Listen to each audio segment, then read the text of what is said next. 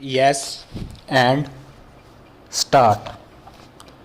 On account of default in repayment of loans, the bank filed a suit for recovery of the amount payable by the borrower company. Stop. The bank also filed a complaint against the company, its managing director, and the officials of Andhra Bank for diverse offences, namely Section 120B, read with Sections 420, 467, 468, 471 of the IPC, read with Sections 5(2) and 5(1)(d) of the Prevention of Corruption Act 1947 and Section 13(2), read with Section 13(1)(d) of the Prevention of Corruption Act 1988. Stop. The suit for recovery filed by the bank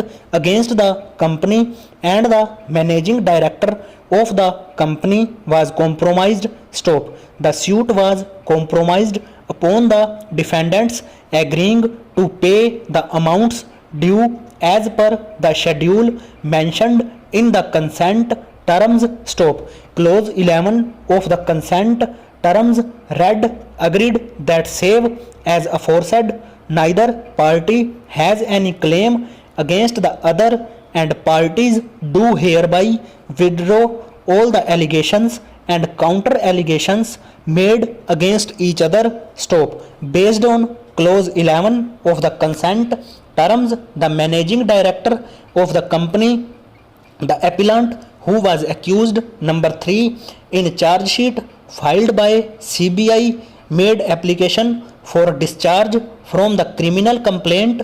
Stop. The said application was rejected by the special judge (CBI) Greater Bombay, which came to be challenged before the Bombay High Court. Stop. The contention before the High Court was that since the subject matter of the dispute had been settled between the appellant and the bank, it would be unreasonable to continue with the criminal proceedings. Stop. The High Court rejected the application for discharge from the criminal cases.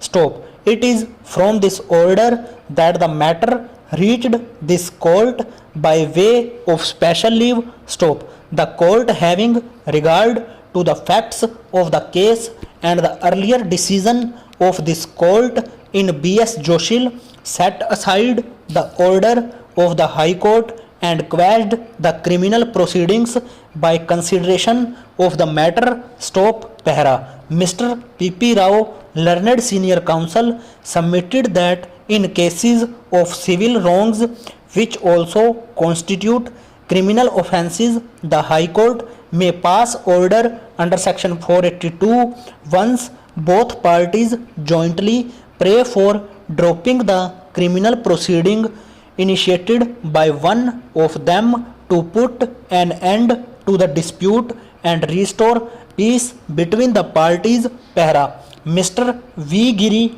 learned senior counsel for the respondent (accused) in special leave petition (criminal) number 6138 of 2006, submitted that the real question that needs to be considered by this court in the reference is whether Section 320 of the code creates a bar or limits or affects the inherent powers of the High Court under Section 482 of the code. Stop. Over.